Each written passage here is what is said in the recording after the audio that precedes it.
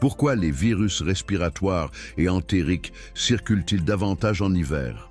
Chaque année, la période hivernale s'accompagne d'une augmentation marquée des infections virales, en particulier celles dues au rhinovirus, au virus respiratoire syncytial, VRS, au virus de la grippe et au rotavirus. Cette saisonnalité n'est pas le fruit du hasard, mais résulte de l'interaction complexe entre des facteurs environnementaux, physiologiques et comportementaux. Tout d'abord, les conditions climatiques hivernales jouent un rôle majeur dans la transmission virale. Le froid et la faible humidité de l'air favorisent la stabilité et la survie de nombreux virus, notamment les virus respiratoires enveloppés comme la grippe et le VRS. Dans un air sec, les gouttelettes respiratoires s'évaporent plus lentement, permettant aux particules virales de rester en suspension plus longtemps et d'augmenter ainsi le risque de contamination. De plus, les surfaces froides constituent un environnement propice à la persistance des virus, prolongeant leur pouvoir infectieux. Parallèlement, les défenses naturelles de l'hôte sont moins efficaces en hiver.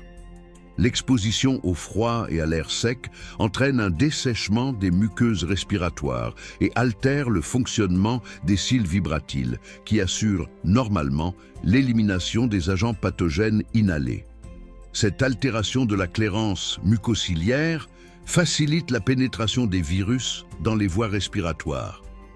Par ailleurs, certaines études suggèrent une diminution de la réponse immunitaire innée locale, notamment de la production d'interférons, ce qui favorise la réplication virale. Les comportements humains en période hivernale constituent un autre facteur déterminant. Le temps passé en milieu clos augmente considérablement en raison du froid extérieur.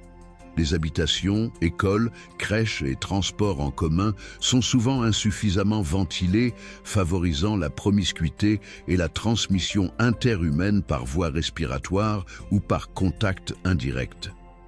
Cette situation est particulièrement propice à la diffusion de virus hautement contagieux, tels que le VRS chez le nourrisson ou la grippe, dans la population générale.